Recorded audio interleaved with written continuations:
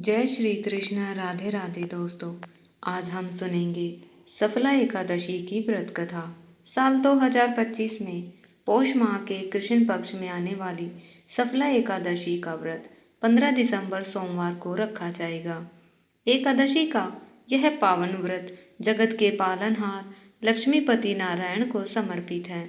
इस व्रत को करने से मनुष्य के सारे काम सफल हो जाते हैं और जीवन के समस्त सुखों का भोग करता हुआ अंत में मोक्ष धाम को प्राप्त होता है।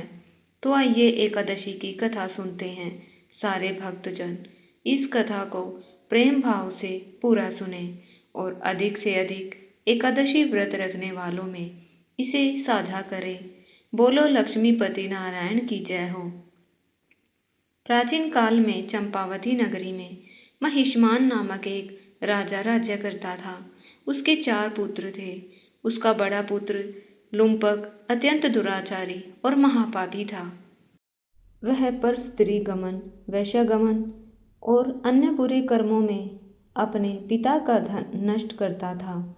वह देवताओं, ब्राह्मणों और वैष्णवों की निंदा भी करता था। जब राजा महिष्मान को अपने पुत्र के इन कुकर्मों का पता चला तो उन्होंने उसे राज्य से निकाल दिया।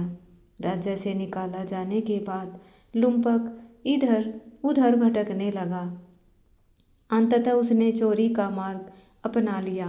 दिन में वह वन में रहता और रात के समय अपने ही पिता की नगरी में चोरी करता था। वह प्रजा को तंग करता और अनेक अत्याचार करता था। धीरे धीरे पूरी नगरी उसके आतंक से भयभीत हो गई। कई बार लोग उसे पकड़ भी लेते, परंतु राजा का पुत्र होने के कारण उसे छोड़ दिया जाता था। जिस वन में लुम्पक रहता था वहीं एक अत्यंत प्राचीन और विशाल पीपल का वृक्ष था, जिसकी लोग भगवान के समान पूजा करते थे। उसी पीपल के नीचे लुम्पक निवास करता था।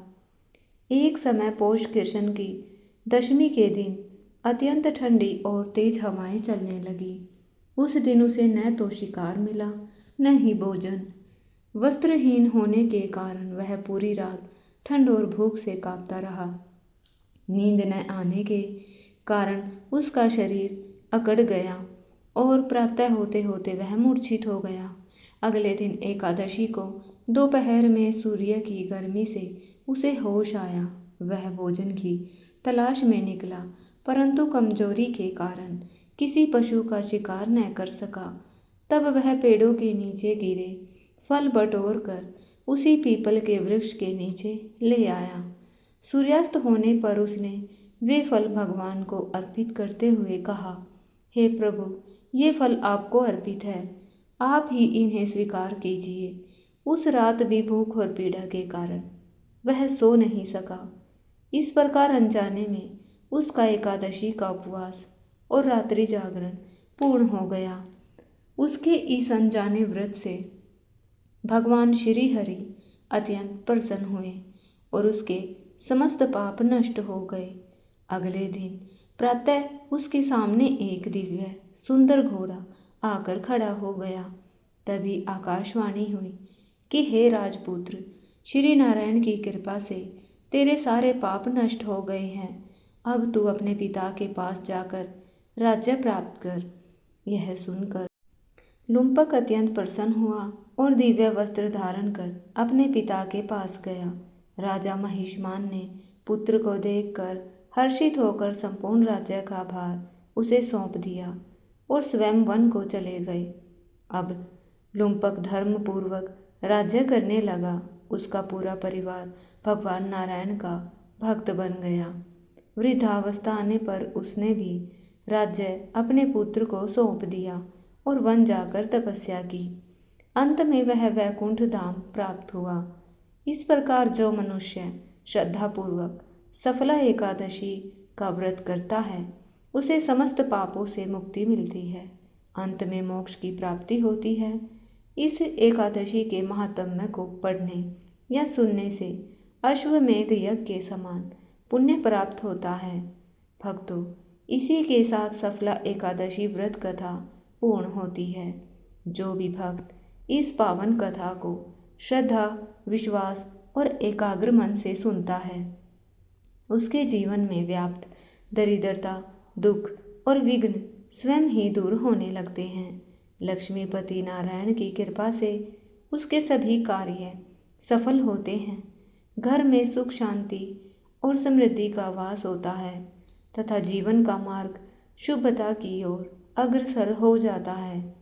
कहा जाता है कि इस कथा को सुनने मात्र से भी अश्वमेध यज्ञ के समान पुण्य फल की प्राप्ति होती है और अंत में प्रभु अपने भक्त को वैकुंठ धाम का अधिकारी बनाता है।